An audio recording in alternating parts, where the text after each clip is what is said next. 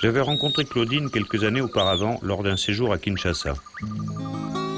Elle se consacrait à la protection des grands singes bonobos, victimes collatérales des conflits entre les hommes. Alors que j'achevais mon périple en Afrique centrale, j'ai repensé à elle et à ses petits réfugiés. Je fus très ému et très impressionné par le travail qu'elle avait accompli entre-temps. Elle était parvenue à créer le paradis des bonobos. On les surnomme les hippies de la création, parce que les bonobos ne supportent pas les conflits et les résolvent en faisant l'amour. En clair, ils baisent à longueur de journée.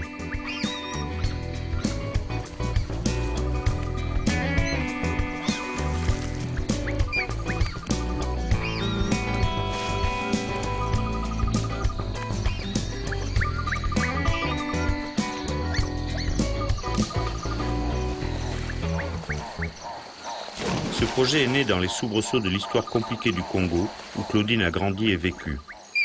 C'est en 1997, lors de la chute du régime de Mobutu. La ville de Kinshasa est livrée au pillage. Ce jour-là, Claudine pousse la porte du zoo. Il n'y avait plus rien. C'était un désastre. Je suis rentrée complètement bouleversée et je suis arrivée chez mon mari et j'ai dit, moi, il me faut au moins 50 kilos de viande, là. Et puis il m'a dit, mais ça va pas la tête, là, on n'a déjà rien pour nous. Mais je dis, oui, mais moi, il faut trouver. Et j'ai tellement ennuyé les gens que j'ai finalement réussi à trouver de la viande quand c'était périmé et tout. Je ramassais les poubelles tous les jours. Je suis devenue une excellente mendiante.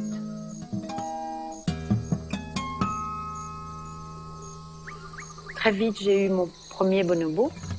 Et le directeur du zoo, il m'a dit, mais ça, il faut pas mettre votre cœur là-dedans, il m'a dit, parce que ça va mourir tout de suite.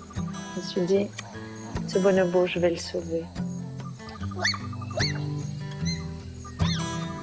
Et en fait, sans le savoir, je lui ai donné ce qu'il fallait lui donner, l'affection.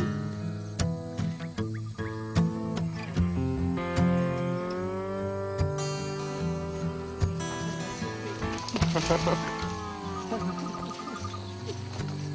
professeur Tournesol, lui, il est complètement cinglé.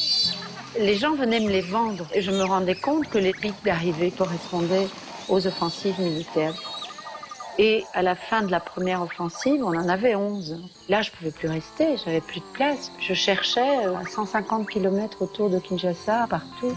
Et là, ma bonne étoile, je suis allée voir un propriétaire et il m'a dit, moi, mon domaine pour les bonobos, oui. Tous les bonobos ont à peu près la même histoire. Ils sont tous orphelins du trafic de viande de brousse. Et donc, on les a arrachés à ce qu'ils avaient d'essentiel, c'est l'affection maternelle. Et on les confie à nos mamans, de substitution. Et généralement, bon, ça se passe assez bien. Les bonobos d'ici vont s'intégrer dans un groupe et réapprendre la vie sauvage. Si on tue les bonobos, comme on le fait depuis 5-6 mois, là, je sais pas, mais où va-t-on? Je voudrais tellement y croire.